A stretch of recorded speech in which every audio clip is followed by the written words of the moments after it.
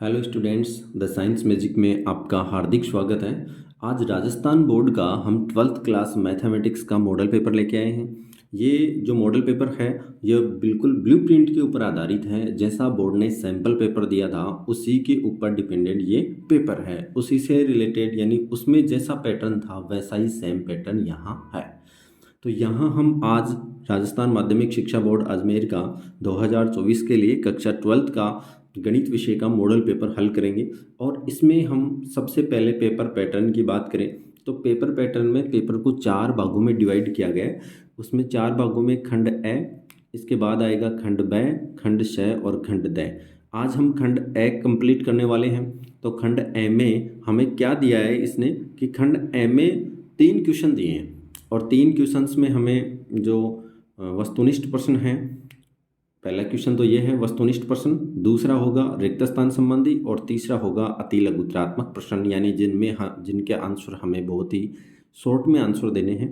वस्तुनिष्ठ प्रश्न जो हैं ये हमारे पास में 15 प्रश्न होंगे और जो रिक्त स्थान संबंधी प्रश्न हैं वो प्रश्न हमारे पास में 7 प्रश्न होंगे और जो अति लघुत्रात्मक प्रश्न हैं वो होंगे 10।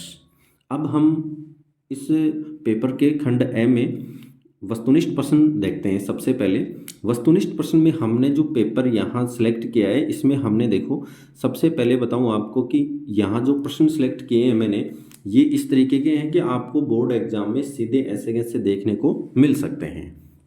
इसलिए आप इस क्लास को अपने दोस्तों तक भी शेयर कीजिए और भी जो भी आपके रिश्तेदार जानकार हैं उनको भी शेयर कीजिए ताकि उनको भी फ़ायदा हो सके और आपको भी फ़ायदा हो। अब देखो, पहला क्वेश्चन है वस्तुनिष्ठ प्रश्न में, मान लीजिए कि एफ एक्स बराबर 3x द्वारा परिभाषित फलन एफ आर से आर पर, आर से आर पे मतलब इसका अर्थ ये हुआ वास्तविक संख्याओं के समूचे से वास्तविक संख्याओं के समूचे पर परिभाषित है। तो सही उत्तर को चुनिए। सही उत्तर को चुनने का अर्थ ये है कि हमें एक एक की और आच्छादक देखना है कि एफ एक एक की आच्छादक है, एफ बहु एक आच्छादक है, एफ एक एक की है किंतु आच्छादक नहीं है, एफ न तो एक एक की है न आच्छादक है। सबसे पहले तो एफ एक एक की प्रूफ करते हैं। एफ को एक एक की प्रूफ करने के लिए देखो हमें क्या दिया है, एफ एक्स बराबर है हमारे पास में 3x। एक एक के लिए सबसे पहले माना 2 बिंदु हैं x1 और x2 और वो बिलोंग्स टू किस में है, इस वास्तविक संख्याओं में x1 और x2 R में है। तो देखो इन दोनों को यहाँ रखते हैं तो हमें क्या मिलेगा, अगर एफ x1 रखेंगे, x रखेंगे तो x1 मिल जाएगा और एफ x1 रखेंगे तो हमें मिल जाएगा यहाँ 3x1 और एफ x2 रखेंगे तो हमें मिल जाएगा 3x2। जब भी हम एक एक ही प्रूफ करते हैं तो एफ x1 और एफ x2 बराबर लेके चलते हैं तो हमें x1 और x2 बराबर मिलने चाहिए।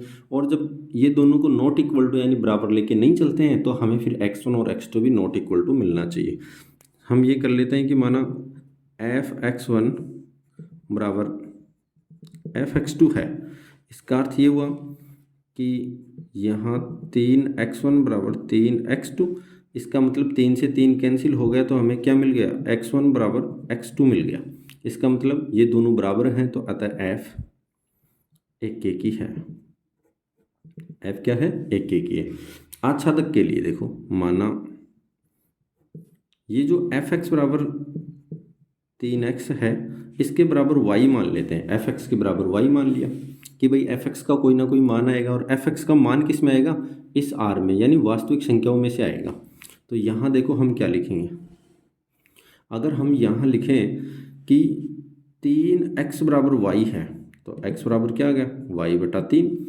अब हम ये कह रहे हैं कि ऐसा x विद्यमान है कि y के प्रत्येक मान के लिए, y वास्तविक संख्या है, 0 रखो, 1 रखो, 2 रखो, 3 रखो, ऐसा इस R में विद्यमान है कि भाई ऐसा y इस R में विद्यमान है, क्या है, तो इस y बटा 3 यहाँ जो भी हम R में से जो भी कोई मान रखेंगे तो यहाँ जो भी फॉर्म बनेगी ऐसा x में है, बिल्कुल है, क्योंकि ये तो वास्तविक संख्याएं हैं, वास्तविक संख्याओं में सभी संख्याएं होती हैं। इसका मतलब ये किस में आ जाएगा, ये बिलोंग्स टू किस में है, y के प्रत्येक मान के लिए, y के प्रत्येक मान के लिए ऐसा x बिलोंग्स करेगा किसके अंदर, R में है। अतः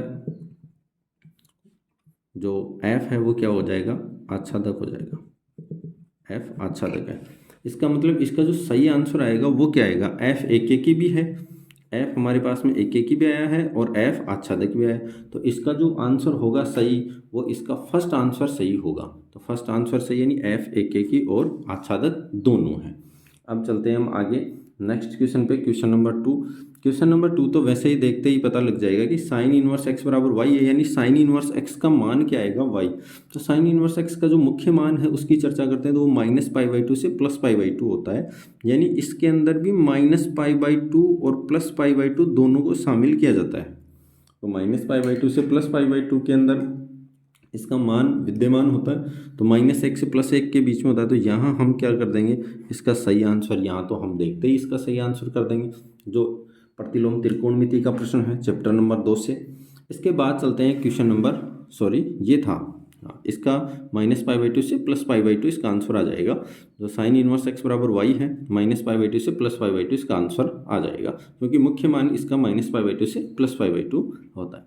अब चलते हैं हम आगे, क्वेश्चन नंबर 3 देखो, ए बराबर कोस एल्फा माइनस साइन एल्फा कोस एल्फा, ये हमें कोई मैट्रिक्स दी है, तब ए प्लस ए डैश बराबर आई है यदि एल्फा का मान, एल्फा के मान पे डिपेंड करता है आई का मान। इसका मतलब यहाँ ये है कि आई क्या है, अगर ये 2x2 की मैट्रिक्स है तो आई आइडेंटिटी मैट्रिक्स है, यानी तत्समक मैट्रिक्स है, वो भी 2x2 की ही होगी, क्योंकि दो मैट्रिक्स हैं। तो अगर 2x2 की दो मैट्रिक्स हैं उनका योग करेंगे तो भी हमें 2x2 की मैट्रिक्स ही मिलती है। देखो यहाँ इसका सॉल्यूशन करते हैं। देखो तो सबसे पहले तो ए आपके पास क्या दिया है, कोस एल्फा माइनस साइन एल्फा, और यहाँ है साइन एल्फा, और यहाँ है कोस एल्फा।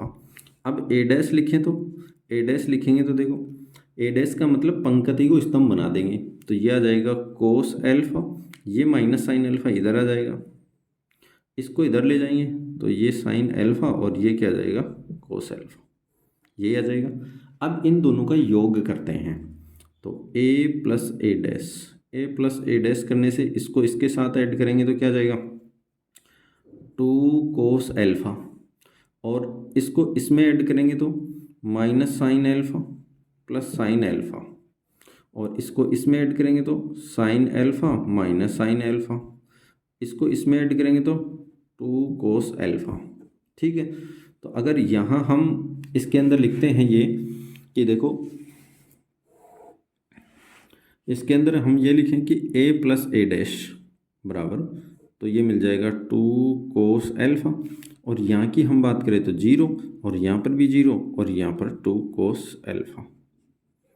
ठीक है, तब आई यदि एल्फा का मान निकालना है तब आई का मान क्या होता है, माना आई बराबर जो होगा वो होगा 1 0 0 1, यही होगा। इसको इसके बराबर रख लेते हैं, यानी 2 कोस एल्फा 0 0, और यहाँ 2 कोस एल्फा, ये आ जाएगा। ये किसके बराबर होगा, 1 0 0 1, इसी के बराबर होगा।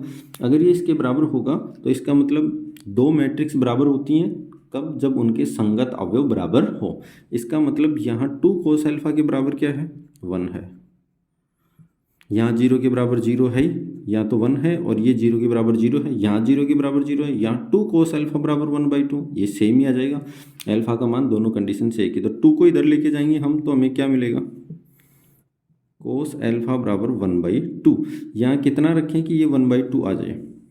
अगर यहाँ हम ये रखें कि जैसे कोस यहाँ π/6 रखें या π/3 रख के देखते हैं, π/3, कोस π/3 की वैल्यू कितनी होती है, कोस π/3 की वैल्यू होगी 1/2, कोस π/3 की वैल्यू जो होगी वो होगी 1/2, तो इसका मतलब क्या आ जाएगा, π/3 आ जाएगा। अच्छा, π/3 दो में रख दिया गया, चलो एक ऑप्शन यहाँ सही होगा, हमारे पास जो एक ऑप्शन है वो सही हो जाएगा, कोई सा भी आप π/3 लिख सकते हैं इसके अंदर। तो अब हम चलेंगे आगे नेक्स्ट वाले क्वेश्चन पे, तो हमारे पास जो आया आंसर वो कितना है, π/3 आ गया।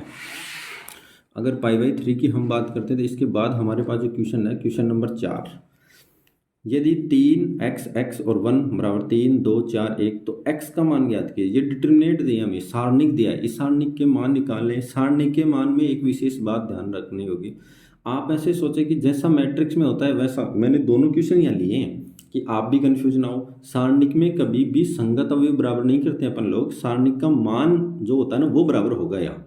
तो सबसे पहले इस सारणिक का मान निकालेंगे, तो इस सारणिक का मान निकालने के लिए क्या करेंगे हम कि भाई ये जो हमारे पास है 3x और 1, ये सारणिक बराबर है किसके, 3, 2, 4 और 1 के। तो इस सारणी को बराबर करेंगे तो यहाँ इसको मल्टीप्लाई करेंगे 3 और ये -x² बराबर, इसको मल्टीप्लाई करते हैं तो 3 और यहाँ कितना आ जाएगा, -8 आ जाएगा। ठीक है, अब इसको हल करेंगे आगे। तो देखो ये तो 3 से 3 कैंसिल हो गया, तो -x² बराबर कितना आ गया, -8। x² से ये तो 3 से 3 कैंसिल हो ही गया। अब देखो -x² और -8, तो ये भी माइनस से माइनस कैंसिल हो गया। तो हमारे पास क्या बच गया, x² बराबर 8। इसका मतलब x बराबर ±√8। अब √8 को हम क्या लिख सकते हैं, प्लस माइनस यहाँ लिख सकते हैं 4 गुणा 2। इसका मतलब 2 तो रूट के अंदर रह जाएगा, 4 का रूट 2 था, 2√2। तो इसका सही आंसर क्या होगा, इसका जो सही आंसर होगा वो होगा ऑप्शन नंबर डी, ±√2। ये इसका सही आंसर होगा। तो अब हम चलते हैं आगे वाले क्वेश्चन पे। मैं आशा कर रहा हूँ कि आपको प्रश्न बहुत अच्छे से समझ में आए होंगे। ये जो क्लास है ये बोर्ड पे इसलिए नहीं लाई गई कि आपका समय ज़्यादा नहीं लगे, टाइम ज़्यादा ख़राब नहीं हो। इसमें मैंने क्वेश्चन लिख लिए और इसमें जल्दी से सॉल्यूशन हो जाएगा, क्योंकि अगर बोर्ड पे करते हैं तो क्वेश्चन लिखने में फिर टाइम लगता है। तो यहाँ देखो हम क्या लिखेंगे, आगे वाला जो क्वेश्चन है ना वो दिया है हमें। आगे वाला जो क्वेश्चन है वो है फलन साइन x² प्लस 5 का अवकलज ज्ञात कीजिए। फलन साइन x² प्लस 5 का अवकलज, ये आगे पूरा थीटा में दिया है इसने। इसको मान लो मैं y बराबर मान लेता हूँ, साइन x² प्लस 5, इसका अवकलन करते हैं तो dy/dx आ जाएगा। साइन x का अवकलन क्या होता है, कोस x, तो कोस आगे x² प्लस 5 ऐसा कैसा आ जाएगा। अब हमें इस x² प्लस 5 का भी करना है, तो x² प्लस 5 का करेंगे तो क्या जाएगा, x² का तो जाएगा 2x और 5 का 0 हो जाएगा, x का 1 हो ही गया। तो यहाँ से क्या जाएगा 2x इंटू x² प्लस 5। ऐसा कौन से ऑप्शन में है, ऑप्शन देखो ये हमारे पास तीसरे ऑप्शन में है। इसका मतलब ये तीसरा ऑप्शन इसका सही आंसर होगा। तीसरा ऑप्शन ये है तो इसका आंसर ये सही होगा, यानी 2x कोस x² प्लस 5, ये इसका सही आंसर होगा। इसके बाद चलते हैं आगे वाले क्वेश्चन पे। बड़ा अच्छा प्रश्न है आगे वाला, और ये प्रश्न जो है चैप्टर नंबर 6 का है। इसने क्या कहा है, देखो इसने कहा है कि एक वृत्त की त्रिज्या 0.7 सेंटीमीटर पर सेकंड की दर से बढ़ रही है। एक वृत्त की जो त्रिज्या है वो 0.7 सेंटीमीटर पर सेकंड की दर से बढ़ रही है, त्रिज्या में परिवर्तन दिया है। इसकी परिधि की वृद्धि दर क्या है जब r बराबर 4.9 सेंटीमीटर है। देखो इस प्रश्न में हमें ये अच्छा प्रश्न इसलिए, ये प्रश्न में भाई मान तो इतने दे रखा है, लेकिन ये काम कहाँ आएंगे। देखो अगर हम बात करें वृत्त की त्रिज्या में समय के सापेक्ष परिवर्तन, तो हम ये लिख सकते हैं कि माना dr/dt, यानी ये दिया है r मान ली हमने त्रिज्या को, तो dr/dt का मान हमें 0.7 सेंटीमीटर पर सेकंड दिया है। ठीक है, इसके बाद हम बात करें परिधि या परिमाप, इसको मैं p से लिख लेता हूँ एक बार। वृत्त की जो परिधि होती है उसको लिखते हैं 2πr से। किससे लिखते हैं, 2πr से। अगर इसका हम समय के सापेक्ष परिवर्तन करें तो हमें क्या मिलेगा, dp/dt बराबर 2π तो कांस्टेंट, और यहाँ आ जाएगा dr/dt। आगे देखो हम क्या करने वाले हैं, यह आ जाएगा dp/dt, ये 2π ऐसा कैसा, और यहाँ ये 0.7 आ जाएगा, तो ये क्या आ जाएगा 0.7, और यहाँ क्या आ जाएगा सेंटीमीटर पर सेकंड, क्या आ जाएगा सेंटीमीटर पर सेकंड आ जाएगा। अगर अब हम बात करें इसमें, तो देखो अगर इसको हल करते हैं तो ये 0.7 है, इसको अगर 2 से मल्टीप्लाई करेंगे तो 1.4 हो जाएगा। तो 1.4 पाई को ऐसा कैसा रख लेते हैं सेंटीमीटर पर सेकंड। अब हम सोच रहे होते हैं कि ये 4.9 सेंटीमीटर तो कोई काम ही नहीं आया, वास्तव में कोई काम ही नहीं आया। ये कब काम में आता? जब हमसे क्षेत्रफल में परिवर्तन पूछता तब हमें काम आता। हमें लग रहा है कि ये काम नहीं है, लेकिन इसका सही आंसर यही होगा 1.4 पाई सेंटीमीटर पर सेकेंड। तो इसका ऑप्शन नंबर जो बी है इसका सही आंसर होगा। इसके बाद चलते हैं नेक्स्ट वाले क्वेश्चन पे। इस ऑब्जेक्टिव टाइप का जो क्वेश्चन का प्रश्न है, वस्तुतः पहला क्वेश्चन है, इसमें छोटे छोटे प्रश्न होंगे, उनमें लिखना कुछ नहीं है, आपको मैं यहाँ समझाने के लिए करवा रहा हूँ। आपको अगर सीधे किसी प्रश्न के आंसर मिल रहे हैं तो आप उसको सीधा डायरेक्ट भी कर सकते हैं, वहाँ सिर्फ आपको ऑप्शन लिखना है बोर्ड एग्जाम में। अब चलते हैं आगे वाले क्वेश्चन पे, और जो आगे वाला क्वेश्चन है हमारे पास में वो है कि रूट एक्स प्लस 1/√x का प्रति अवकलज बराबर है। यानी प्रति अवकलज का अर्थ ये कि इसका समाकलन ही हमें ज्ञात करना है। तो सबसे पहले मैं इसको i के बराबर रख लेता हूँ, और i बराबर यहाँ समाकलन का चिन्ह, और ये ब्रैकेट में मैं √x प्लस 1/√x और ये dx ये लिख लेता हूँ। तो i बराबर फिर ये x की पावर 1/2 लिख सकते हैं इसको, प्लस x की पावर -1/2 लिख सकते हैं, और ये dx। चलो इसका करते हैं समाकलन। x की पावर n हो उसका समाकलन क्या होगा? x की पावर n का समाकलन होता है x की पावर n+1/n+1। तो यहाँ लिखेंगे x की पावर 1/2 + 1, और यहाँ 1/2 + 1, और यहाँ प्लस का चिन्ह, और x की पावर -1/2 + 1, और नीचे -1/2 + 1। यहाँ समाकलन स्थिरांक के लिए हम c यूज करते हैं, तो ये c हमने कोई कांस्टेंट लगा दिया है। इसके बाद आगे हल करेंगे तो देखो क्या आएगा। i बराबर यहाँ तो हमें क्या मिल जाएगा, x की पावर 3/2, और नीचे भी हमें 3/2 मिल जाएगा, प्लस यहाँ हमें x की पावर 1/2, और नीचे -1/2 और +1, तो 1/2 बच गया, 1/2, और ये प्लस का c आ जाएगा। अब इसको और सिंप्लीफाई करते हैं तो ये उल्टा होके या मल्टीप्लाई हो जाएगा, यानी हमें जो i बराबर जो मान मिलेगा, यानी 2/3 और x की पावर 3/2, और प्लस ये भी 2 ऊपर चला जाएगा, x की पावर 1/2 प्लस का c, ये इसका आंसर होगा। ऐसा किस ऑप्शन में है हम देखते हैं, ऐसा कौन से 2/3 ये रहा, x की पावर 3/2 प्लस 2x की पावर 1/2 प्लस का c, यानी जो इसका ऑप्शन नंबर c है, ऑप्शन सी है, ये इसका सही आंसर होगा। तो ये इसका सही आंसर है ऑप्शन सी। तो मैं आशा करता हूँ कि ये प्रश्न भी आपको बहुत अच्छे से समझ में आया होगा। अब चलते हैं हम अगले क्वेश्चन पे। जो अगला क्वेश्चन है उसको ज्ञात करते हैं। देखो अगला क्वेश्चन है हमारे पास में, अवकल समीकरण 2x² d2y/dx² -3 dy/dx + y = 0 की कोटि ज्ञात करनी है। 2x² d2y/dx² -3 dy/dx + y = 0 की कोटि। किसी भी अवकल समीकरण की घात और कोटि ज्ञात करने के लिए सबसे पहले हम ये देखेंगे कि इसमें y का बहुपद होना चाहिए। तो y का पद है, ये दिया हुआ है, इसका मतलब जो अधिकतम अवकलन है वही इस अवकल समीकरण की कोटि होगी, और घात को परिभाषित करने के लिए y का बहुपद है। इस अधिकतम कोटि की यानी अधिकतम अवकलज है, इसी की घात कितनी है? 1 है। तो इसका मतलब इसकी कोटि तो 2 है, अधिकतम 2 बार अवकलन हुआ है, और घात कितनी है? 1 है। तो यहाँ हमसे क्या पूछा है इसने? हमसे पूछा है इसने कि कोटि बताओ। तो कोटि कितनी हो जाएगी इसकी कोटि हो जाएगी 2। तो इसका सही आंसर क्या हो जाएगा? 2। आगे दिया ए वेक्टर बराबर ik + jk + 2k के अनुदिश एक मात्रक सदिश ज्ञात कीजिए।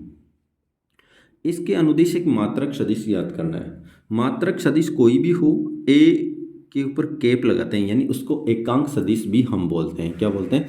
एकांक सदिश भी हम इसको बोलते हैं। तो देखो क्या होगा। एकांक सदिश के लिए एकांक सदिश बराबर होता है एक सदिश के लिए A vector upon mod of A vector. इससे लिखते हैं, इसका मतलब जो हमें ए वेक्टर दिया है इसका मोड भी ज्ञात करना पड़ेगा। तो यहाँ हमें ए वेक्टर बराबर जो दिया है वो है ik + jk + 2k। इसका मोड निकाल लेते हैं, मोड ऑफ ए वेक्टर। तो यहाँ क्या जाएगा?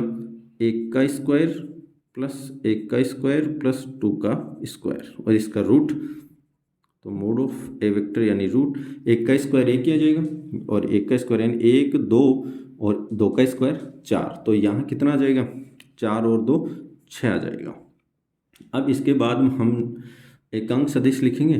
तो एकांक सदिश एक एफ बराबर, ऊपर तो ए वेक्टर ऐसा कैसे आ जाएगा और 1/√6 आ जाएगा, और यहाँ आ जाएगा आई कैफ प्लस जे कैफ प्लस 2 k कैफ, यानी नीचे तो ये आ जाएगा मोड का √6 का भाग देंगे, तो ये √6 का भाग दे दिया इस ए वेक्टर में, तो हमें क्या मिल गया, ए का एक मात्रक सदिश मिल गया। तो इसका मतलब ऐसा कौन सा ऑप्शन में है, ऐसा अगर ऑप्शन की बात करें तो पहला ऑप्शन है, ये इसका सही आंसर होगा 1/√6 आई कैफ प्लस जे कैफ प्लस 2 k कैफ। इसके बाद में अगर हम बात करें तो निम्न में से सत्य है, आगे वाला जो क्वेश्चन है निम्न में से सत्य है, निम्न में से सत्य कौन सा होगा, यानी इसमें दिक कोसाइन में एक रिलेशन होता है, उस रिलेशन की बात कही हुई है, और ये रिलेशन आपको अच्छे से याद होगा, अगर नहीं भी है तो अच्छे से याद होना चाहिए। तो ये l² plus m² plus n² इन तीनों का रिलेशन एक होता है, तो इसका जो सही आंसर होगा वो हम देखते ही इसका हल करेंगे। यहाँ हमें इसकी ज़रूरत नहीं है कि हम ये सही आंसर करें, मतलब इसका आंसर सॉल्यूशन करने की ज़रूरत हो। इसके बाद में देखो, बिंदु x1 प्लस y1 z1 से जाने वाली रेखा का समीकरण होता है, वाह, यानी इसने ऐसे कहा है कि जो रेखा का समीकरण होता है कार्तीय रूप में किसी एक बिंदु से जाने वाला, उसका समीकरण क्या होता है, उसका समीकरण होता है x माइनस x1 बटा a और y माइनस y1 बटा b बराबर z माइनस z1 बराबर c।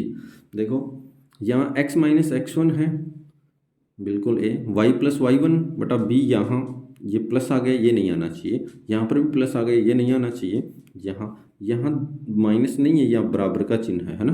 तो x माइनस x1 बटा a बराबर y माइनस y1 बटा b बराबर z माइनस z1 बटा c, यही इसका सही आंसर होगा। तो इसलिए इसका मतलब यहाँ हमारे पास जो ऑप्शन नंबर बी है वो हमें ध्यान में रखना होगा। अब ये कार्तीय रूप में समीकरण था, मैं आपको एक सदिश रूप में भी एक बिंदु से जाने वाले सदिश का समीकरण आपको बता देता हूँ। वो होता है r वेक्टर बराबर A vector plus lambda B vector. A vector तो क्या होता है, जो बिंदु दिया गया है उस बिंदु से जाने वाला सदिश, उस बिंदु का स्थिति सदिश, और बी वेक्टर क्या होता है, ये जो रेखा है वो किस सदिश के समांतर होती है, उस सदिश का समीकरण है, यानी उस सदिश का मान है बी वेक्टर, वो सदिश है। तो A vector plus lambda B vector ये सदिश रूप में समीकरण है, और x माइनस x1 बटा a बराबर y माइनस y1 बटा b बराबर z माइनस z1 बटा c, ये जो समीकरण है ये हमें कार्तीय रूप में समीकरण मिला है। तो इसलिए हमें ध्यान रखना है कि दोनों समीकरण हमें याद होने चाहिए, इनसे डिपेंडेंट आपसे जरूर क्वेश्चन पूछेगा। इसके बाद चलते हैं आगे वाले क्वेश्चन में। आगे वाला जो क्वेश्चन है हमारे पास में, आगे वाले क्वेश्चन है वक्र x² x बराबर 1 और x बराबर 2 एवं x अक्ष से घिरे क्षेत्र का क्षेत्रफल निकालना। यानी x में हमें कोई ना कोई जो फलन है वो दिया है y बराबर x², और हमें x बराबर 1 से x बराबर 2 के बीच में x अक्ष से घिरे क्षेत्र का क्षेत्रफल निकालना है। तो इसका मतलब ये तो सीधा सीधा ही दिया गया है कि ये y बराबर x² है और इनसे घिरा हुआ क्षेत्रफल निकालना है आपको, तो ये तो पॉजिटिव मान है। तो इसका मतलब यहाँ मैं लिख देता हूँ y बराबर x² है, तो हमें क्षेत्रफल निकालना है, तो क्षेत्रफल a बराबर समाकलन 1 से 2, x की सीमा लगा लेते हैं, x की सीमा 1 से 2 लगाएंगे तो इसका मान आ जाएगा, और यहाँ x² रख ही लिया और ये आ जाएगा dx, ये कितना हो जाएगा x³ अपॉन 3, और इसकी जो लिमिट है 1 से 2 ये आ जाएगी। अब इसके बाद इसमें हम मान रखते हैं तो रखेंगे, तो 1/3 तो हम बाहर रख लेते हैं, और यहाँ क्या आ जाएगा 2 की पावर 3 माइनस 1 की पावर 3, तो इसका मतलब 1/3, और यहाँ कितना आ जाएगा 8 और माइनस का 1, यानी ये कितना आ जाएगा 7, 7/3 वर्ग इकाई होगा। यानी जब भी क्षेत्रफल निकाला जाता है तो वो वर्ग इकाई में होगा उसकी यूनिट। तो ऐसा कि कौन से ऑप्शन में है हमारे पास 7/3 वर्ग इकाई, वो है हमारे पास ऑप्शन नंबर बी में, तो इसका सही आंसर यही होगा। इसके बाद चलते हैं आगे, आगे वाला जो क्वेश्चन है वो है हमारे पास में, देखो वर्त x² प्लस y² का क्षेत्रफल ज्ञात कीजिए। वर्त x square plus Y square का क्षेत्रफल ज्ञात कीजिए। यानी इसका मतलब हमें इसका क्षेत्रफल ज्ञात करना है। ये कौन सी प्रश्नावली के प्रश्न है, आपको पता लग रहा है? ये हैं जो एप्लीकेशन ऑफ इंटीग्रेशन है, समाकलन के अनुप्रयोग हैं, उस प्रश्नावली के प्रश्न हैं। तो इनको हल करने के लिए हम देखो क्या करेंगे। यहाँ से वर्त का क्षेत्रफल की बात करते हैं तो सबसे पहले मैं वर्त का समीकरण यहाँ लिख देता हूँ। देखो यहाँ वर्त का समीकरण लिखता हूँ तो देखो क्या आएगा, एक्स माइनस एक का whole square plus y minus, या यहाँ लिख देता हूँ एच, और वाई माइनस के का होल स्क्वायर बराबर आर स्क्वायर। ये एक वर्त का समीकरण है जिसमें एच और के तो होते हैं वर्त के, एच और के जो होते हैं वर्त के केंद्र, और आर होती है वर्त की त्रिज्या। यहाँ आर स्क्वायर होता है ना। और अगर हम यहाँ एच और के को 0 0 कर दें तो हमें X square plus Y square मिल जाएगा और बराबर में आर स्क्वायर मिल जाएगा। इसका मतलब हमारे पास में जो वर्त है, ये जो दिया गया प्रश्न है, इसमें हमें ये दिया गया है कि ये वर्त जो है इसका केंद्र मूल बिंदु है। केंद्र क्या है? मूल बिंदु है। तो अब देखो, अब इस वर्त का हम डायग्राम बनाते हैं। यानी इसका डायग्राम बनाएंगे तो इसका केंद्र तो क्या है? मूल बिंदु, और त्रिज्या यानी आर स्क्वायर के बराबर 4 है तो इसकी त्रिज्या कितनी होगी? 2 होगी।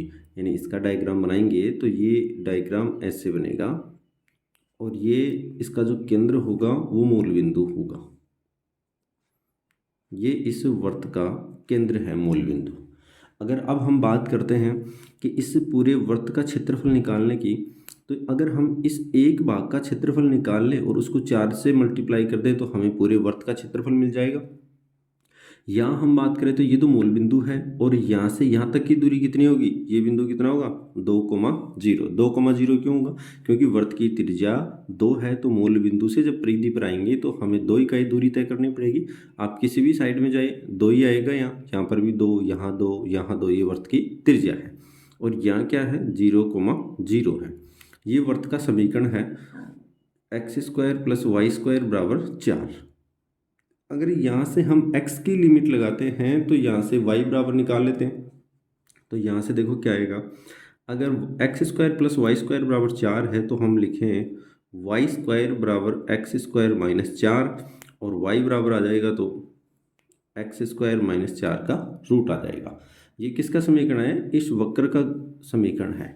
अब हम इसका क्षेत्रफल निकालेंगे। तो मान लो हम निकाल लेते हैं इस भाग का क्षेत्रफल। तो अभिष्ट क्षेत्रफल तो हम 4 से गुणा करने पे मिलेगा। सबसे पहले निकालते इसको नाम दे देते हैं ओ, इसको ए, इसको बी, और इसको फिर वापस ए। यानी ओ ए बी ए का क्षेत्र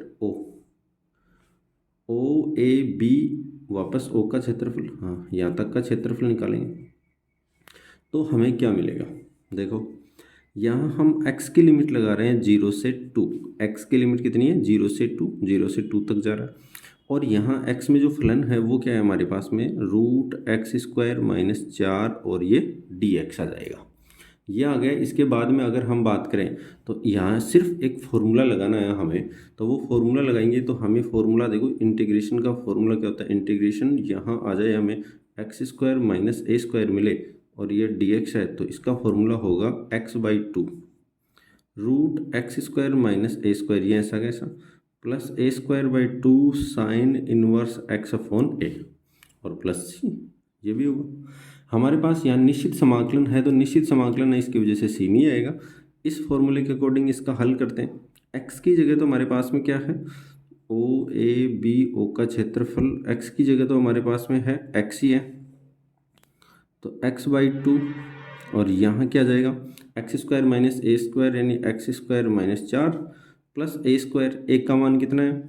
यहाँ 2 का स्क्वायर होता है तब ए स्क्वायर होगा ये, तो मतलब ए का मान 2 है, तो यहाँ 4 और यहाँ बटा में 2, और यहाँ आ जाएगा साइन इनवर्स x/2, और ये इसकी लिमिट 0 से 2 लगा दी हमने।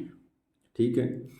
अब देखो अगर हम यहाँ ये वाली लिमिट यहाँ अप्लाई करते हैं तो सबसे पहले तो ऊपर वाली लिमिट रखेंगे तो 2/2, और 2 का स्क्वायर माइनस 4 प्लस 2, और यहाँ आ जाएगा कितना? साइन इनवर्स 2/2 यानी 1 आ जाएगा, माइनस का चिन्ह, फिर 0 रखते हैं। 0 रखेंगे तो यहाँ देखो क्या आएगा? यहाँ 0 रखते 0 हो जाएगा फर्स्ट वाली स्टेप, तो आगे वाली सेकंड में बात करते हैं तो +2 और साइन इनवर्स 0। साइन इनवर्स 0 है, ये भी 0 होगा। और यहाँ देखो क्या होगा, ये तो 2 से 2 कैंसिल हो गया, ये भी 0 हो गया, बच गया सिर्फ यही वाला। यानी क्या बच गया हमारे पास में, 2 साइन इनवर्स 1 बच गया। अगर 2 साइन इनवर्स 1, ये किसका मान होता है, π/2 का, यानी 2 और ये π/2, 2 से 2 कैंसिल हो गया तो हमें क्या मिल गया, पाई।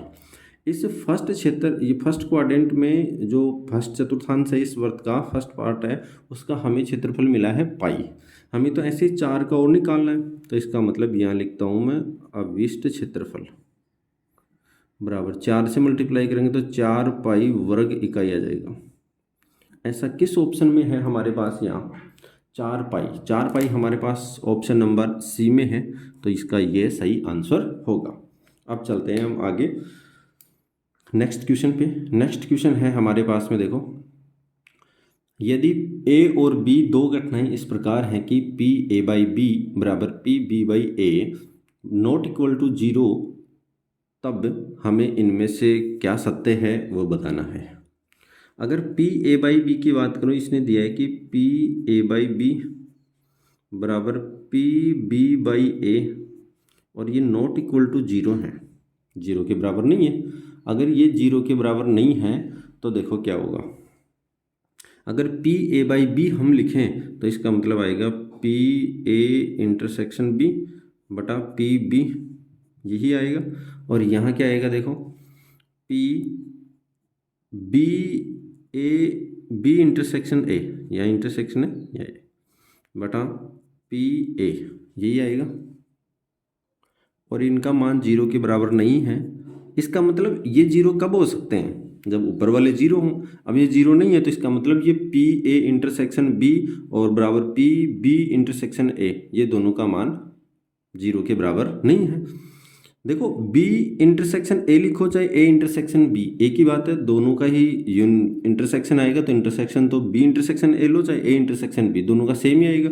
अगर ऐसी स्थिति है तो हम इस पी ए को इधर ले आते हैं, तो पी ए और यह आ जाएगा पी ए इंटरसेक्शन बी, और इसको इस साइड ले जाते हैं तो पी बी, और ये हो जाएगा पी, इसको भी ए इंटरसेक्शन बी लिख लेते हैं।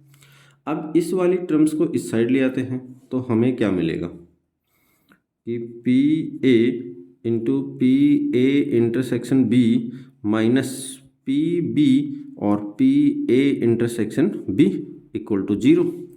इन दोनों में से क्या कॉमन लें हम, पी ए इंटरसेक्शन बी आ जाएगा, तो ये हमें मिल जाएगा P A minus P B, और यहाँ हमें क्या मिलेगा, पी ए इंटरसेक्शन बी, यही मिलेगा बराबर 0।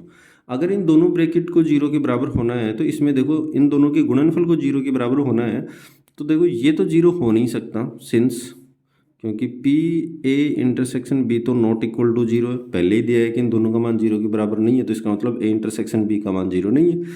इसका मतलब ये पर 0 के बराबर होगा, जब ये 0 के बराबर होगा P A minus P B is equal to 0, तो इसका मतलब यहाँ से हमें पी ए और पी बी का मान क्या मिल गया, बराबर मिल गया। तो ऐसा देखेंगे किस ऑप्शन में है, पी ए बराबर पी बी की बात करेंगे, ये किस ऑप्शन में है, तो ये ऑप्शन नंबर डी में है, तो इसका मतलब इसका ऑप्शन जो डी है वो सही होगा, पी ए बराबर पी बी। अब चलते हैं हम आगे वाले क्वेश्चन पे। आगे वाले क्वेश्चन की अगर हम बात करें तो रिक्त स्थान यदि पी ए बराबर 3/5, पी बी बराबर 1/5 है, यदि ए तथा बी स्वतंत्र घटनाएं हैं तो पी ए इंटरसेक्शन बी का मान निकालना है। जब स्वतंत्र घटनाएं होती हैं तब हमें पी ए इंटरसेक्शन बी बराबर मिलता है P A into P B. जब स्वतंत्र घटनाएं होती हैं तो पी ए इंटरसेक्शन बराबर होता है P A dot P B के। अब हमारे पास पी ए और पी बी दिए हैं तो पी ए इंटरसेक्शन बी निकाल सकते हैं, क्योंकि हमें घटनाएं हैं वो स्वतंत्र घटनाएं दी हैं। तो P A intersection B, P A का मान 3/5, पी बी का मान 1/5, यानी 3/25 आ जाएगा। 3/25 किस ऑप्शन में, इसका ऑप्शन डी है, वो इसका सही आंसर होगा।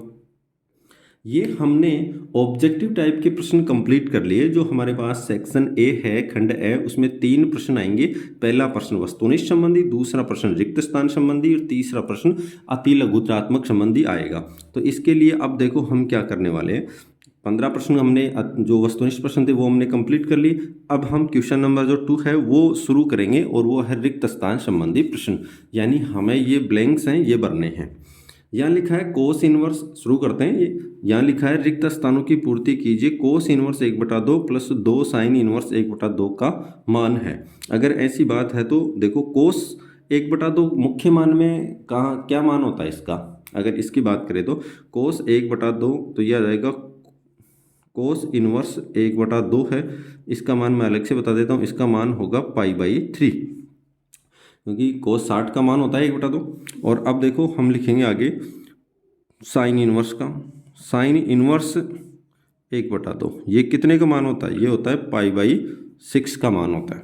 अब इस मान को और इन दोनों को इसमें रख लेते हैं, तो cos inverse 1/2 plus 2 sine inverse 1/2। ये काम वहाँ आपको रफ में करना है, ना कि ऐसे सॉल्यूशन करके लिख के आना है। ये तो आपको सिर्फ और आंसर लिखना है, या ब्रैकेट के अंदर जो ये ब्लैंक आएगा इसके अंदर आंसर लिखना है। तो यहाँ कोस इनवर्स 1/2 का मान कितना है, कोस इनवर्स 1/2 यानी π/3 प्लस 2 और फिर साइन इनवर्स π/3 सॉरी 1/2 यानी π/6। इसको हल करते हैं तो π/3 प्लस ये भी π/3 आ गया, क्योंकि इससे कैंसिल हो गया। तो ये कितना हो गया 2π/3। तो इसका मतलब यहाँ जो हमारे पास ब्रैकेट है इसमें क्या आएगा 2π/3 आएगा। तो ये इस ब्रैकेट में आंसर होगा 2π/3। अब चलते हैं हम नेक्स्ट वाले क्वेश्चन पे। नेक्स्ट जो क्वेश्चन है हमारे पास में, नेक्स्ट वाला क्वेश्चन है देखो cot tan inverse a plus cot inverse a। देखो ये तो कोट है ही, हम एक चीज़ जानते हैं कि tan inverse x plus cot inverse x, तो इसका मान π/2 होता है। ठीक है, यहाँ दोनों में थीटा समान होना चाहिए, तो यहाँ इसका मान डायरेक्ट ही क्या लिख देंगे कोट π/2। कोट π/2 का मान, कोट 90 का मान कितना होगा, ये 0 आ जाएगा। कोट 90 का मान 0, तो इसका मतलब ये जो रिक्त स्थान संबंधी हमारे पास जो प्रश्न है इसमें यहाँ ब्रैकेट में हम भरेंगे 0, 0 आएगा। इसका मान क्या आएगा 0 आएगा। अब चलते हैं आगे वाले जो क्वेश्चन है उसमें चलते हैं और उस क्वेश्चन को हल करते हैं। तो देखो हमें क्या मिलेगा।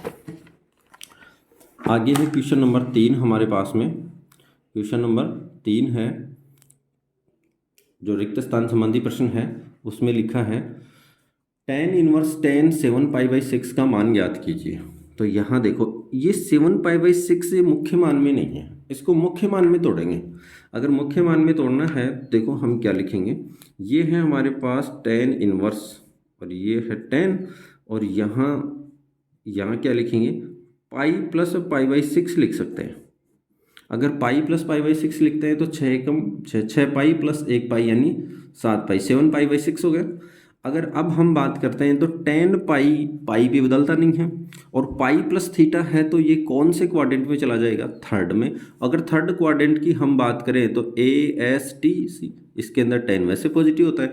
इसका मतलब इसको आप ये भी लिख सकते हैं कि tan इनवर्स tan और यहाँ π/6 ये इसी के बराबर होगा।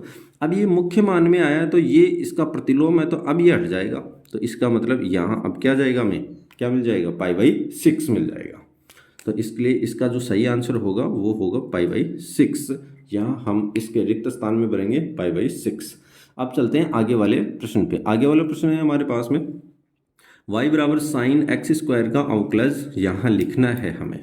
तो देखो इसका अवकलज लिखेंगे तो सबसे पहले तो dy/dx इस साइड में तो बराबर, सबसे पहले साइन का अवकलन करेंगे। साइन का अवकलन क्या होता है कोस थीटा, तो एक बार ऐसा कैसा रहेगा।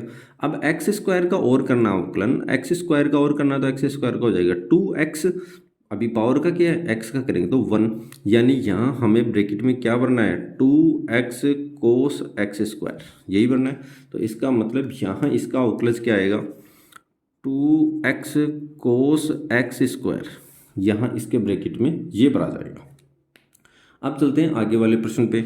आगे वाला जो प्रश्न है 2x - 1 का होल स्क्वायर प्लस 3 का उच्चतम व निम्नतम मान हमें ज्ञात करना। उच्चतम या निम्नतम मान जो भी हमें मिले, उच्चतम और निम्नतम मान मिलने के लिए हमारी प्रोसेस क्या होती है। देखो सबसे पहले आप इसका एक बार अवकलन करो, लो f'(x), तो एक बार अवकलन करते हैं तो क्या आएगा 2 पहले आ जाएगा और ये 2x - 1 आ गया और ये प्लस का 0 आ गया, यही है।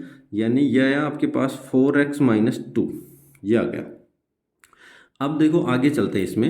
अब एक बार और या फिर पहले से यहाँ से बिंदु निकाल लेते हैं। उच्चतम निम्नतम एफ डैश एक्स को आप 0 के बराबर करो। अगर एफ डैश एक्स को 0 के बराबर करते हैं तो हम क्या करेंगे, सॉरी, इसके अवकलन में हमने एक बार पावर का ही किया है, बट 2x माइनस वन का और करना था ना। अगर 2x माइनस वन का और करेंगे यहाँ से तो हमें 2x का यहाँ 2 और मिलेगा। 2x माइनस वन का होल स्क्वायर है तो पहले 2 का, तो 2x माइनस वन, फिर 2x माइनस वन का भी करना है तो 2 मिल गया, और आगे वाला 0 के तो 2 आ गया। तो इसका मतलब यहाँ ये 4 है, ये इससे मल्टीप्लाई होगा तो ये तो क्या हो जाएगा 8 हो जाएगा, और यहाँ क्या आ जाएगा, फिर यहाँ आ जाएगा 4, यहाँ आ जाएगा 4 मिल जाएगा। ठीक है, तो अब देखो एफ डैश एक्स को 0 के बराबर करेंगे तो 8x माइनस 4 बराबर 0, 4 उस साइड में चला जाएगा तो x बराबर 4/8 यानी 1/2।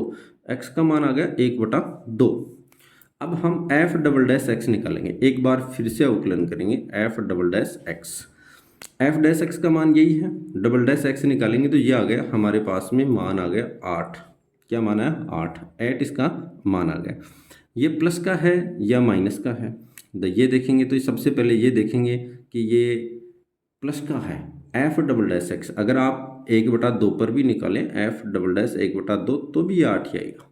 तो इसका मतलब 1/2 हमने जो बिंदु था वो निकाल लिया है। अब देखो इसमें हम क्या करने वाले हैं, इसके अंदर एफ डबल डैश 1/2 का मान तो 8 आ गया। ये धनात्मक है कि ऋणात्मक ये चेक करेंगे। ये धनात्मक है, अगर ये धनात्मक है तो x बराबर 1/2 पर निम्नतम मान आएगा। क्या आएगा, न्यूनतम मान आएगा या निम्नतम मान आएगा।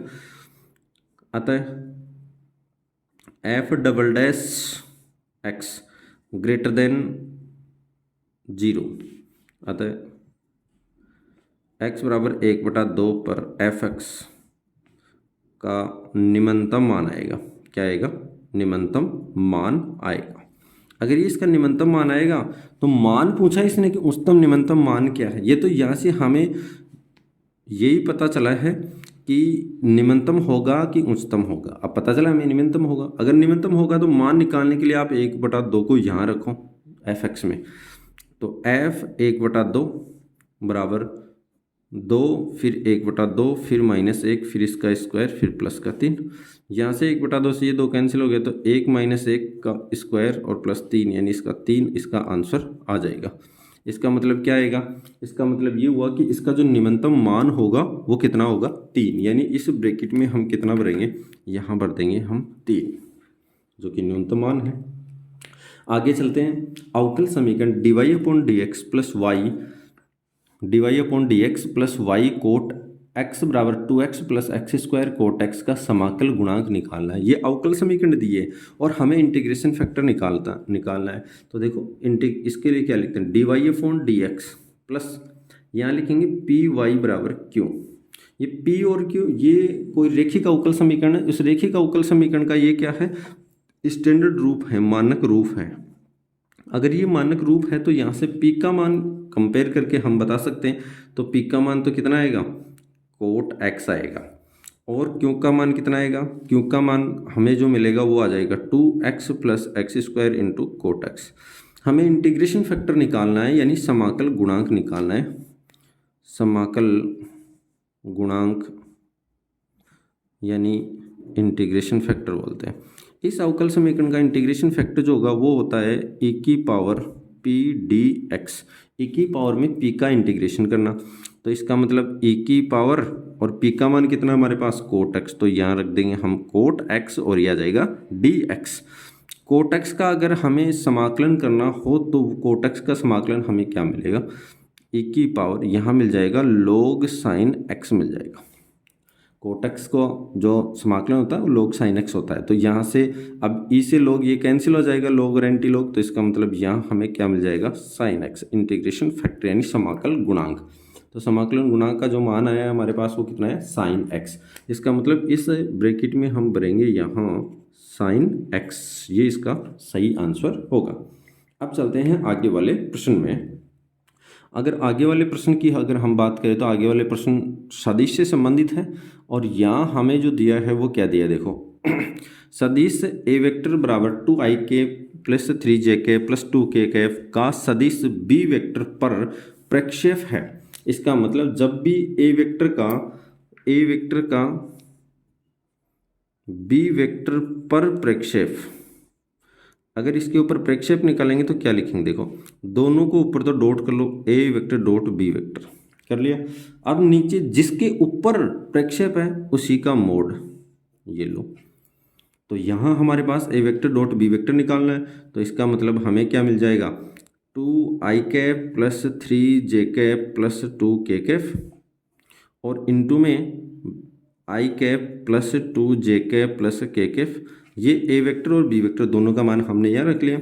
नीचे मोड निकालना है हमें किसका, बी वेक्टर का, तो बी वेक्टर का मोड निकाल करके रख देते हैं। मोड निकालेंगे तो एक्स का जो आई कैप का जो गुणांक है 1, तो 1 का स्क्वायर प्लस जे कैप का गुणांक यानी 2 का स्क्वायर प्लस के कैप का गुणांक का स्क्वायर यानी 1 का स्क्वायर, यही आएगा। आगे इसका हल करते हैं तो देखो क्या आएगा, आई वाला आई के साथ मल्टीप्लाई होगा, जे वाला जे के साथ और के वाला के साथ, क्योंकि अदिश गुणन है दो सदिशों का। तो ये इससे गुणा होगा तो क्या जाएगा 2, और ये इससे गुणा होगा तो 6, और ये इससे गुणा होगा तो 2, और नीचे क्या जाएगा 1 का स्क्वायर 1, 2 का स्क्वायर 4, और ये 5, तो यहाँ जाएगा √6। इसका मतलब इसको आप ऐसे लिख सकते हैं 10/√6 लिख सकते हैं। इसको और भी चेंज करें तो हम √6/√6 ऐसे लिख सकते हैं। ऊपर वाला ये नीचे वाला तो क्या हो गया 6, पूरा 6 बन गया, और ऊपर वाला हो गया 10√6 बेटा नीचे आ गया 6। यहाँ से इसको कैंसिल करते हैं तो 3, और इसको करते हैं तो 5, तो इसको आप 5√6/3 ये भी लिख सकते हैं। इसका मतलब यहाँ हम क्या भरेंगे, दोनों का प्रक्षेप 5√6/3, ये भी यहाँ इसके आंसर में हम भर सकते हैं। अब चलते हैं इसके बाद आगे वाले क्वेश्चन पे, और आगे वाला क्वेश्चन हमारे पास क्या होगा, क्वेश्चन नंबर 3 जो है हमारे पास में अति लघुत्रात्मक प्रश्न। देखो इसके पहले हमने सबसे पहले वस्तुनिष्ठ प्रश्न किए, और उसके बाद हमने रिक्त स्थान संबंधी प्रश्न किए। वस्तुनिष्ठ प्रश्न हमारे पास क्वेश्चन नंबर फर्स्ट में 15 थे, और जो रिक्त स्थान संबंधी थे वो 7 प्रश्न थे। अब देखो अति लघुत्रात्मक प्रश्न देखते हैं हम, जिनका हमें लिख कर ये आंसर देना है सॉल्यूशन। तो वो देखो अति लघुत्रात्मक प्रश्न यानी बहुत छोटे प्रश्न हैं, तो छोटे प्रश्न हैं, इनका जो आंसर है वो हम छोटे रूप में ही देंगे। ये सारे प्रश्न 1-1 नंबर के होंगे। तो देखो यहाँ लिख देता हूँ मैं, प्रत्येक प्रश्न 1 अंक का होगा। जो इसके अंदर अति लघुत्रात्मक जो हमारे पास प्रश्न होंगे वो होंगे 10। तो इसका मतलब यहाँ लिख देता हूँ 1 × 10 यानी 10 नंबर के प्रश्न होंगे। तो अब देखो हम लिखते हैं यहाँ, तो सारणिक का मान निकालना है, इसका मान ज्ञात करना है। अगर इसका मान ज्ञात करना है हमें, तो हम क्या करने वाले हैं, देखो यहाँ सबसे पहले तो यहाँ लिखेंगे 0 1 2 -1 0 -3 और -2 3 और 0। यहाँ ये लिख दे, ये पहली रो है तो R1 के सापेक्ष प्रसार ऐसे लिख लेते हैं। R1 के सापेक्ष प्रसार करेंगे तो क्या आएगा, 0 सबसे पहले, तो अगर 0 आ गया तो 0 मल्टीप्लाई में रहेगा, तो इस कॉलम को और इस रो को दबाएंगे तो ये बचेगा हमारे पास 0 -3 3 और 0।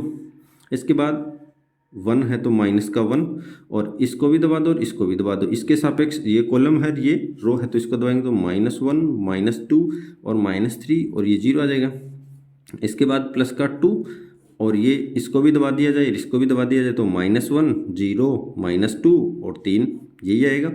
यहाँ से हम इसका सॉल्यूशन करते हैं। ये तो 0 से मल्टीप्लाई होगा तो 0 आ जाएगा पूरा, ये तो जाएगा 0, ये -1, और इसको हल करते हैं तो 0 के साथ इसको मल्टीप्लाई करेंगे, माइनस का चिन्ह, -2 को -3 से करेंगे तो ये माइनस माइनस तो प्लस हो गया, 3 दूनी 6 हो गया, ये लो, ये प्लस का 2, और आगे हल करते हैं तो देखो ये इसके साथ मल्टीप्लाई होगा तो -3, ये इसके साथ मल्टीप्लाई होगा तो -0। इसका मतलब यहाँ हमें क्या मिलेगा, देखो ये माइनस यहाँ मल्टीप्लाई होगा तो प्लस का 6 हो गया, और ये कितना हो जाएगा -6। तो इसका मतलब इसका मान क्या आ जाएगा 0, इसका मान क्या आएगा 0, ये 0 आएगा। लास्ट में आपका ऐसे राउंड नहीं करना, ये मैंने समझाने के लिए किया, 6 - 6, इसका जो आंसर आ जाएगा वो क्या आ जाएगा 0 आ जाएगा। अब चलते हैं इसके बाद आगे वाले प्रश्न पे। बहुत अच्छा प्रश्न है ये प्रश्न, ऐसे प्रश्न पूछ लिए जाते हैं ना, अक्सर बच्चे इसमें कंफ्यूज हो जाते हैं कि देखो x का मान ज्ञात करो। तो x का मान ज्ञात करने के लिए सबसे पहले ध्यान देने योग्य बात कि आप यहाँ पर ये देखो कि ये सारणिक है या मैट्रिक्स है। अगर जब मैट्रिक्स दी हुई हो तो ये जो संगत एलिमेंट होते हैं तो मैट्रिक्स में तो संगत एलिमेंट बराबर होंगे दूसरी मैट्रिक्स के। लेकिन अगर हमारे पास में सारणिक है तो इसका मान ज्ञात करो और इसका भी मान ज्ञात करो और फिर दोनों को बराबर करो। अगर इन दोनों का मान निकालते हैं हम तो यहाँ से देखो 2 3 4 5 ये है और बराबर में है हमारे पास में x 3 2x और 5। अगर इसको निकालते हैं तो 10 माइनस 12 यही आएगा, 5 दूनी 10 और ये 4 तियाँ 12 बराबर इसको मल्टीप्लाई करते हैं तो 5x और इधर कितना आ जाएगा -6x। इसको इससे मल्टीप्लाई करेंगे, इस साइड बच गया माइनस का 2 और यहाँ हमारे पास क्या बच गया माइनस का x। तो इसका मतलब x बराबर कितना आ गया, x बराबर आ गया 2। तो इसका यही सही आंसर होगा कि x बराबर 2 इसका क्या होगा, सही आंसर होगा। तो x बराबर 2 इसका सही आंसर होगा। तो ध्यान रहे ये देखना जरूरी है कि ये मैट्रिक्स है या सारणिक है। अब चलते हैं आगे वाले प्रश्न पे।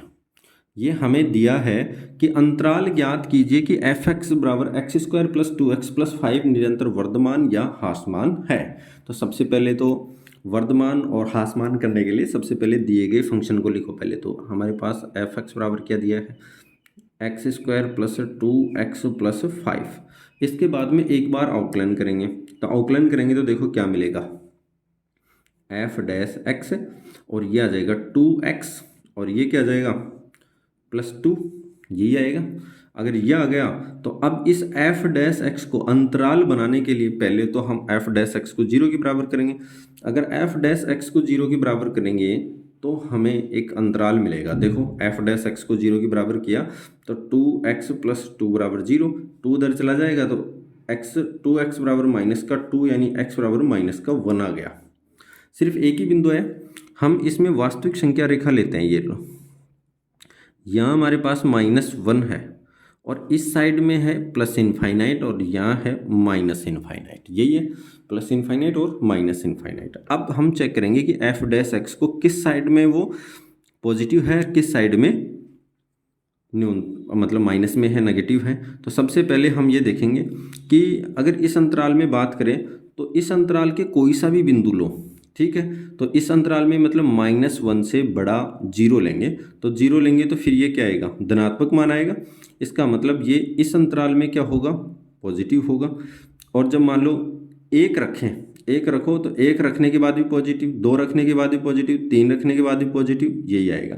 अगर इस साइड के मान रखते हैं हम तो हमें क्या मिलेगा, फिर माइनस में मिलेंगे, माइनस में मान मिलेंगे। तो मतलब इसमें तो ये क्या होगा, पॉजिटिव होगा और इसमें क्या होगा, ये मान होंगे नेगेटिव होंगे।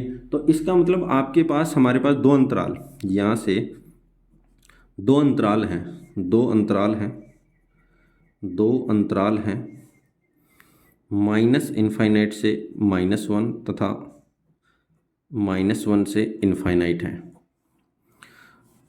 इनमें लिख देता हूँ, अगर यहाँ f(x) greater than equal to 0 है, मतलब 0 या 0 से बड़ा है, तो इसका मतलब ये इसके अंदर क्या होगा, इसके अंदर होगा वर्धमान, निरंतर वर्धमान होगा। तो इसका मतलब लिखेंगे इनमें अंतराल -1 अनंत में f(x) निरंतर वर्धमान होगा। क्या होगा, वर्धमान होगा। और अंतराल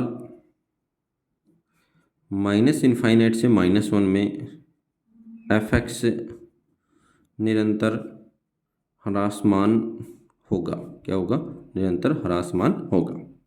यही हमें निकालना था, अंतराल के निरंतर वर्धमान निरंतर ह्रासमान किस में होगा। तो ये हमें पता चल गया कि निरंतर वर्धमान तो होगा किस में, -1 से इनफाइनाइट में और -1 से इनफाइनाइट से -1 में ह्रासमान होगा। तो अब चलते हैं हम आगे वाले क्वेश्चन पे। आगे हमारे पास में देखो, एक उत्पाद की x इकाइयों के विक्रय से प्राप्त कुल आय रुपयों में Rx यानी 3x² प्लस 36x प्लस 5 से प्रदत्त है। तो जब x बराबर 15 हो तो सीमांत आय ज्ञात करो। यानी r बराबर हमें दिया है 3x² प्लस 36x प्लस 5। तो सबसे पहले तो इसका परिवर्तन dr/dx निकालो, तो ये कितना आएगा 6x प्लस 36, यही आ जाएगा। अब x बराबर 15 पर x बराबर 15 इकाइयाँ हों तो रखो dr/dx और यहाँ x बराबर कितना रखेंगे 15 रखेंगे तो हमें क्या मिलेगा, यहाँ तो रखो 6 और ये 15 और ये प्लस का 36। 15 को 6 से मल्टीप्लाई करेंगे तो 90 और प्लस 36, यानी इसका जो सही आंसर आ जाएगा वो 126 आ जाएगा। तो ये हमें सीमांत आय मिलेगी वो 126 रुपये मिल जाएगी। तो अब चलते हैं हम आगे वाले क्वेश्चन पे। आगे हमने यहाँ इसमें 4 तक के कंप्लीट कर लिए। अब देखेंगे आगे वाले क्वेश्चन हल करते हैं कैसे होगा। आगे वाले क्वेश्चन को अगर हम हल करते हैं तो देखो नेक्स्ट क्वेश्चन है हमारे पास में 5 नंबर। 5 नंबर जो क्वेश्चन है वो समाकलन से संबंधित है और यहाँ दिया है, ये देखो अति लघुत्रात्मक प्रश्न है, एक एक अंक के प्रश्न होंगे सारे। और ये इसमें इंटीग्रेशन दिया है, ये लो integration 1/x plus x log x दिया है इसने, ठीक है। और ये dx है। यहाँ नीचे से हम क्या करें, इस नीचे वाले में से x कॉमन आ रहा है तो x कॉमन ले लिया तो 1 प्लस का log x हो गया, ठीक है। और ये dx है। अगर अब इसमें हम 1 प्लस log x को t माना 1 प्लस log x बराबर t। अगर इसको प्रतिस्थापन विधि से करेंगे तो देखो इसका अवकलन करेंगे 1 का तो 0, log x का 1/x और ये dx और बराबर में dt। तो 1 में x और dx ये रहा, इसकी जगह तो हम dt रख देंगे। तो ये लो i बराबर मान लेते हैं इसको, किसके बराबर है, समाकलन को हम i से डिनोट करते हैं तो i के बराबर रख लेते हैं। तो i बराबर यहाँ तो समाकलन का चिन्ह और ये क्या जाएगा 1/t और ये आ जाएगा dt, ठीक है, बराबर। इसको हल करते हैं तो 1/t का समाकलन हो जाएगा i बराबर log t और प्लस का c। तो i बराबर log t की जगह t का मान 1 प्लस log x, तो यहाँ जाएगा 1 प्लस का log x और प्लस का c। ये इसका सही आंसर होगा, क्या होगा, log 1 प्लस log x और प्लस का c। तो यहाँ प्रतिस्थापन विधि से हल किया है। 1 नंबर का प्रश्न है, इसमें इतना ही लिखना है, 2-3 लाइनों से ज़्यादा नहीं करना है, ज़्यादा बड़ा नहीं करना है इसको, क्योंकि ज़्यादा बड़ा करते हैं तो फिर टाइम हमारा इसी में पूरा हो जाएगा। क्वेश्चन आगे और भी बहुत सारे होते हैं। आगे चलते हैं आगे वाले क्वेश्चन में। आगे वाला जो क्वेश्चन है वो भी इंटीग्रेशन से संबंधित है, 6 नंबर में आ गए हैं हम, और ये 6 नंबर का क्वेश्चन है अति लघुत्रात्मक में।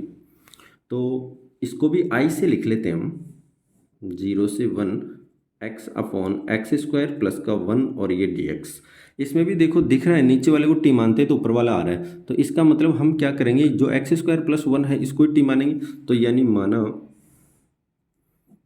x² प्लस 1 बराबर t आ गया।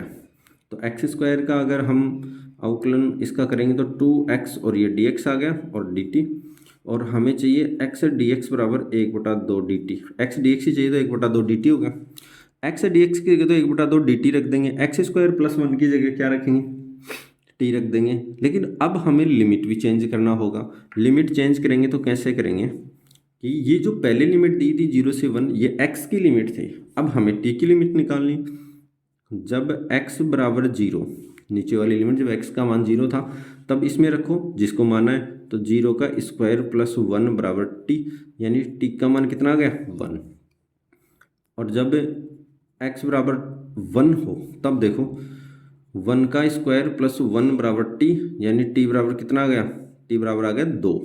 इसका मतलब ये 2 हमारे पास लिमिट आ गई। तो अब हम इसका आसानी से समाकलन कर लेंगे। i बराबर लोअर लिमिट तो कितनी आई t की 1, और अपर लिमिट हमारे पास कितनी है 2, और x dx की जगह क्या रख देंगे 1/2 dt, और इसकी जगह क्या रख देंगे t, तो ये लो t।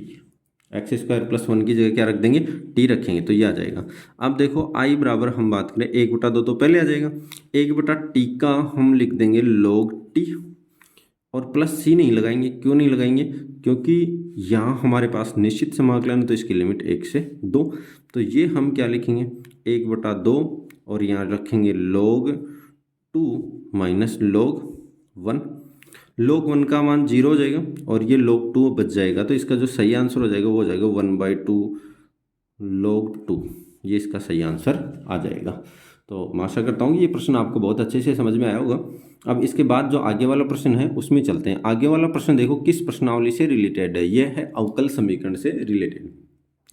अवकल समीकरण dy अपॉन डी एक्स बराबर x plus one upon two minus y और y not equal to zero का व्यापक हल ज्ञात कीजिए। y का मान जीरो नहीं है क्योंकि y का मान दो नहीं है, y का मान दो होते ही तो ये परिभाषित ही नहीं होगी। तो इसका मतलब यहाँ से हम अवकल समीकरण का हल निकालेंगे। तो dy अपॉन डी एक्स और बराबर में है x प्लस वन बटा टू माइनस वाई। इस अवकल समीकरण को सबसे पहले आप देखेंगे किस टाइप की अवकल समीकरण है। देखो ये पूरे वाला x का पद ऊपर वाला, ये नीचे वाला y का है, इधर dy अपॉन डी एक्स। इसका सॉल्यूशन करते हैं तो हम चर पृथक्करण कर सकते हैं। क्या कर सकते हैं? चर पृथक्करण करने पर अगर चर पृथक्करण करते हैं यानी y के पद dy के साथ और x प्लस वन जो x के पद हैं वो dx के साथ, तो इसका मतलब ये टू माइनस वाई को इस साइड ले आते हैं तो टू माइनस वाई और ये आ जाएगा dy और इस dx को इधर ले आएंगे तो ये क्या आ जाएगा x प्लस वन और ये dx आ जाएगा, ये आएंगे। तो अब हमें इसका हल करना है तो इसके लिए इंटीग्रेशन का चिन्ह लगा दो कि टू माइनस वाई है और इसका भी इंटीग्रेशन करना है dy और इस साइड में इंटीग्रेशन x प्लस वन और ये dx करना है। ठीक है, इसका इंटीग्रेशन y के सापेक्ष, इसका इंटीग्रेशन x के सापेक्ष करना है। टू है कांस्टेंट है तो इसके साथ इसका तो हो जाएगा टू वाई, इसका हो जाएगा minus y square by two और इसका हो जाएगा एक्स स्क्वायर बाई टू और यहाँ जाएगा x और प्लस का c। ये हमारे पास जो सॉल्यूशन आया है ये आया है इस अवकल समीकरण का व्यापक हल। विशिष्ट हल और होता है जब आपको कोई शर्त दी गई हो और इस स्थिरांक का मान निकाल करके आप इसमें रख दें तो वो होता है विशिष्ट हल। तो यहाँ हमें जो ये आंसर मिला है इसको आप कैसे भी अरेंज कर सकते हैं। ये जो आंसर मिला है ये है दी गई अवकल समीकरण का व्यापक हल। आगे चलते हैं और आगे वाले क्वेश्चन को देखते हैं। देखो आगे वाले क्वेश्चन में क्या दिया है, सदिश ए वेक्टर बराबर two i cap plus three j cap plus k cap के अनुदिश मात्रक सदिश ज्ञात कीजिए। हमें मात्रक सदिश ज्ञात करना है। देखो मात्रक सदिश ज्ञात करते हैं तो हमें क्या लिखना पड़ता है, जो भी ए है तो इसका एकांक सदिश, यूनिट मैट्रिक्स या एकांक सदिश भी बोलते हैं इसको, तो इसको लिखते हैं ए वेक्टर बटा मोड ऑफ ए वेक्टर, ये लिखते हैं। इसका मतलब हमें ए वेक्टर का मोड भी चाहिए तो सबसे पहले तो हम निकाल लेते हैं mode of A vector. Mode निकालेंगे तो क्या आएगा, टू का स्क्वायर प्लस तीन का स्क्वायर प्लस एक का स्क्वायर, यही आएगा। तो देखो ये कितना आ जाएगा, चार प्लस नौ प्लस एक, नौ रे दस, ये तो 14 हो गया। ये लो, अब देखो एकांक सदिश लिखना है तो ऊपर तो लिख दो या यहाँ लिख दो बार 1/√14 और यहाँ हम क्या लिख देंगे, two i cap plus three j cap plus k cap. तो ये जो सदिश आया है, ये जो आया है ये ए वेक्टर का एकांक सदिश है यानी दिए गए सदिश का एकांक सदिश है। एक विशेष बात और ये कि जब भी आप कोई क्वेश्चन करें तो वो क्वेश्चन करते समय आप आंसर को लास्ट में जब आपके फाइनल आंसर आ जाए उसको आप ब्रैकेट में ज़रूर लिखें ताकि अगले को आभास हो कि इसका आंसर यह आया है, सही है, तो आपको अच्छे अंक मिलेंगे। अब चलते हैं आगे वाले क्वेश्चन पे। आगे जो हमारे पास क्वेश्चन है वो है सदिश आई के प्लस टू जे के प्लस तीन के कैप की दिक कोसाइन ज्ञात करनी है। दिक कोसाइन ज्ञात करनी है तो सबसे पहले तो ये दिया गया वेक्टर है ए वेक्टर, मान लेते हैं आई कैप प्लस टू जे कैप प्लस थ्री के कैप, ये है।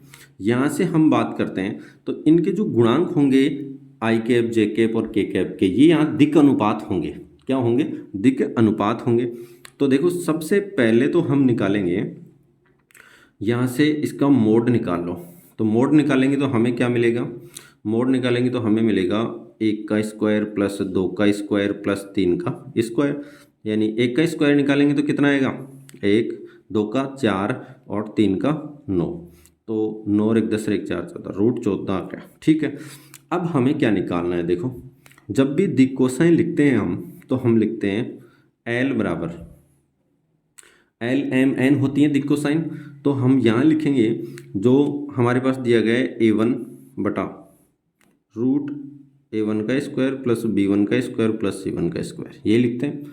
तो इसका मतलब ये इसका दिक अनुपात ही तो था, तभी मैंने निकाल लिया। a1 यानी i1 का गुणांक, आई कैप का गुणांक, तो यहाँ कितना है 1, तो 1/√14, ठीक है, यही आएंगे। और अगर हम m की बात करते हैं तो m बराबर लिख लेते हैं 8/2, यहाँ रख लेते हैं 8/2 अपॉन, यह आ जाएगा √a1 का स्क्वायर, a1 b1 मानेंगे तो इसको b1 ही मान लेते हैं, चलो b1 का स्क्वायर प्लस C1 का स्क्वायर। नीचे वाले का तो मान हमने पहले ही निकाल लिया, तो ये B1 का मान है 2/√14। ऐसे L M और N की बात करते हैं तो C1 का मान कितना है 3 और नीचे इसका मान कितना है √14। तो ये इसकी क्या आ जाएंगे दिक् कोसाइन, 1/√14, 2/√14, 3/√14, ये आ जाएंगे इसकी दिक् कोसाइन आ जाएंगे। ठीक है, अब चलते हैं आगे वाले प्रश्न पे। हमने 9 प्रश्न कंप्लीट कर लिए अति लघुत्रात्मक में। आप क्लास में लास्ट तक जरूर बने रहा करो ताकि आपको अच्छे से पता चले, बहुत इंपॉर्टेंट प्रश्न है इस प्रश्नावली में। अब चलते हैं आगे वाले प्रश्न पे। आगे हमारे पास प्रश्न है, देखो कि सदिशों i cap -2 j cap plus 3 k cap और 3 i cap -2 j cap plus k cap के बीच का कोण ज्ञात कीजिए। तो सबसे पहले तो इसको तो मान लेता हूँ मैं ए वेक्टर बराबर है i cap -2 j cap plus 3 k cap, और बी वेक्टर बराबर क्या है 3 i cap -2 j cap plus k cap. Since हम ये जानते हैं कि कोस थीटा बराबर क्या होता है ए वेक्टर डॉट बी वेक्टर बटा में, यहाँ क्या आ जाएगा मोड ऑफ ए वेक्टर और मोड ऑफ बी वेक्टर।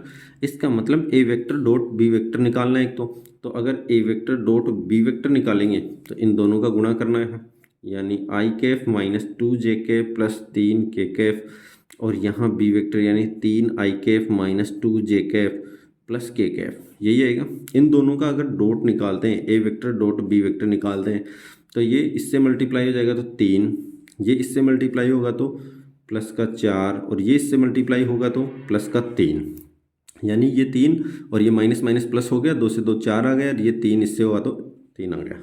तो ये कितना आ गया 3 और 3 6 और 4 10 आ गया। ए वेक्टर डॉट बी वेक्टर का मान कितना आया 10 आ गया। अब हमें मोड ऑफ ए वेक्टर निकालना है। मोड ऑफ ए वेक्टर निकालेंगे तो रूट और यहाँ 1 का स्क्वायर प्लस -2 का स्क्वायर और प्लस 3 का स्क्वायर आ जाएगा। तो यहाँ देखो क्या आएगा 1 और ये प्लस का 4 और ये प्लस का यहाँ आ जाएगा 9, तो 9 1 10 4 ये 14 ही आ गया, तो ये तो आ गया √14। और बी वेक्टर निकालते हैं तो बी वेक्टर का मान निकालेंगे तो कितना आएगा √3 का स्क्वायर प्लस -2 का स्क्वायर प्लस 1 का स्क्वायर। तो ये देखो कितना आ जाएगा 3 का स्क्वायर 9, 2 का स्क्वायर 4 और ये 1, तो ये कितना आ गया √14 ही आ गया, यही आ जाएगा। अब देखो ये सब मान इसमें रखते हैं, कोस थीटा बराबर A vector dot B vector का मान तो 10 है और ये भी √14 है और ये भी √14 है, दोनों मल्टीप्लाई होंगे तो रूट से रूट कैंसिल हो जाएगा। यहाँ क्या आ जाएगा कोस थीटा बराबर 10/14 आ जाएगा। अगर इसको कैंसिल करते हैं तो हम यहाँ 5 और यहाँ 7, इसका मतलब थीटा बराबर लिखें तो हमें मिल जाएगा कोस इनवर्स 5/7, कोस इनवर्स 5/7। तो यही हमारे पास सही आंसर होगा इसका। तो आज की क्लास में हमने पेपर जो RBSC माध्यमिक शिक्षा बोर्ड राजस्थान है, इसका हमने पेपर फर्स्ट मॉडल पेपर किया है हमने यहाँ, और उसका फर्स्ट पार्ट कंप्लीट कर लिया है। आगे की क्लास में हम खंड ब लेके आएंगे और उसके बाद कंटिन्यू जारी रखेंगे। आप क्लास को शेयर करें, लाइक करें, अपने दोस्तों तक पहुँचाएँ। Thank you.